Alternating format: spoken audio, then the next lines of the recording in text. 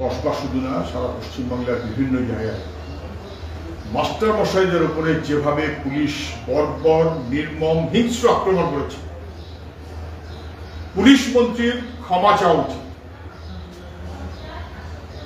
হকের চাকরি সেইটা ফেরতের দাবি সঙ্গত। ওএমআর শিটের মিরর ইমেজ মানে স্ক্যান কপি, তার ফটো, সেটা তো পুড়িয়ে দেওয়া যায় না, ওটা লাল দাড়ির মতো কোথাও লোকানো আছে, সেইটা চাইতে গেছে, চাইবে না।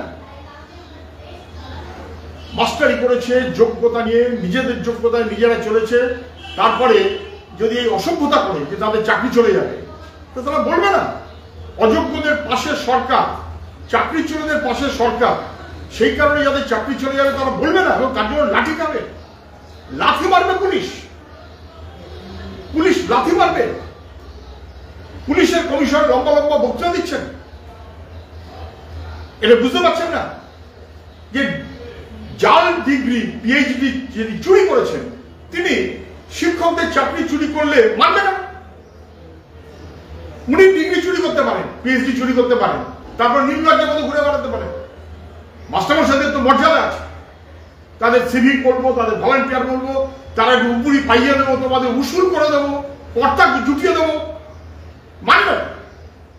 মুখ্যমন্ত্রীকে সবাইকে নিজের মতো করে ভাবেন না।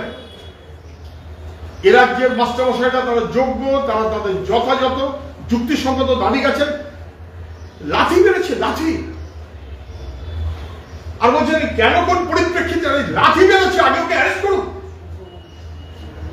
কমিশনার আগে অর্ডার দিক অ্যারেস্ট করতে, কারা কারা ওই ফাইবার স্পিকার লাঠি ভেঙেছে মাস্টারমশাইদের ঘাড়ে, তাদের বিরুদ্ধে ব্যবস্থা নিতে।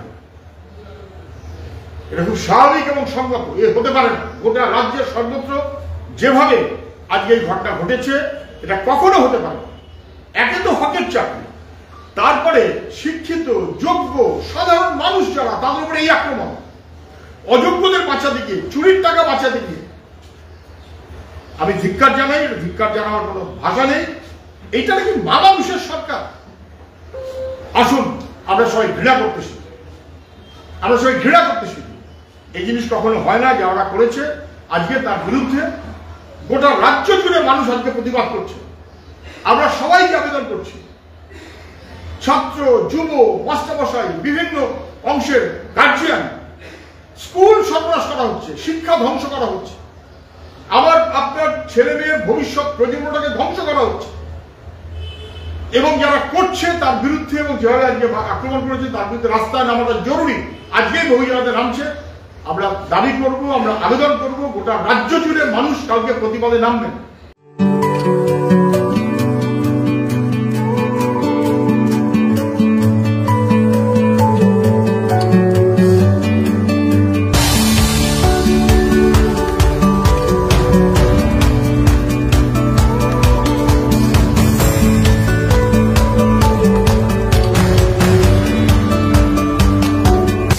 নেক্সট জেনারেশন শাড়ির অফুরন্ত ভান্ডার।